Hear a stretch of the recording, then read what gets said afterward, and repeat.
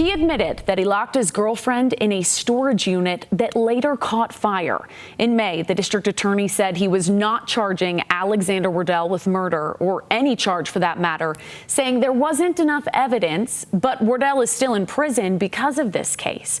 In tonight's Justice Files, ABC4's Courtney Johns explains why and what is next in the case. Wardell's in prison because his arrest in this case was a violation of his probation, which is tied to when he attacked his ex-girlfriend back in 2018. But now he could be released, with the Utah Board of Pardons and Parole scheduling a hearing for him in July of next year. Now, we tracked down his ex, who is still afraid of him all these years later, who tells us she actually called police weeks before that incident, and it only made things worse. I understand you're trying to get out of here, but you're not free to go at this point. Before Morgan K. Harris's body was found burned in a storage unit. What are the charges? And just weeks before police arrested him in 2018. Felony warrant for aggravated assault. What? Yeah, for what? A woman called Salt Lake City police saying her ex, Alexander Wardell, stole art supplies from her apartment.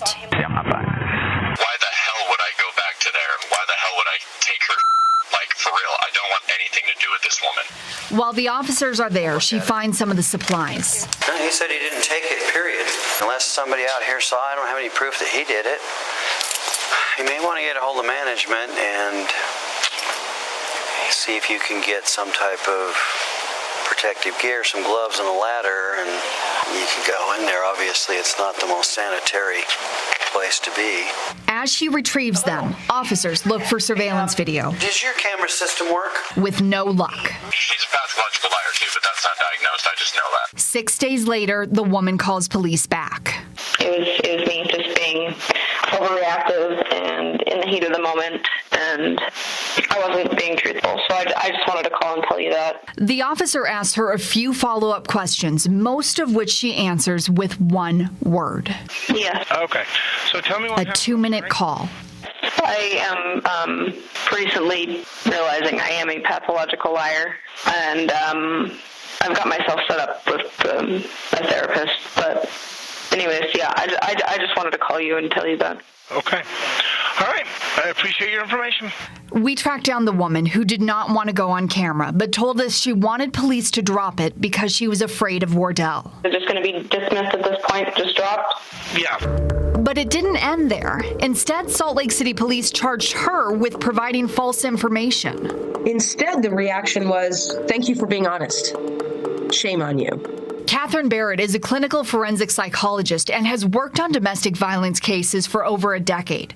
She says it's common for domestic violence victims to take back their statements. Here's the decision they get to make. Either I pay some fines and I have this on my record, or he comes back and kills me. What would you choose? Barrett says officers need better education and resources to address the complexities of domestic violence so they can get to the truth of what happened. Salt Lake City police said no to our request for an interview and would not answer any of the questions we emailed regarding this case, instead releasing a statement saying in part the department takes a collaborative, community-focused approach when responding to cases of domestic violence. Let me look over and see. While this case may have started with art supplies, Barrett says it's clear this call is about so much more than strings and beads. Either you're negligent or you don't care, or both, or you don't have enough training. I'm not really sure which one's worse.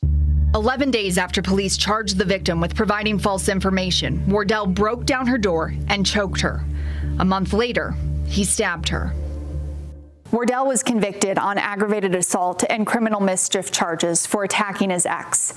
As for that false report charge, she did have to go to court, but after meeting with the prosecutor and explaining what happened, they dropped the charge. Now, we have done extensive coverage on Wardell, including how he has gotten countless chances despite probation officers asking the judge and prosecutors to send him back to prison. And you can read more about that by going to our website, abc4.com. For the Justice Files, I'm Courtney Johns.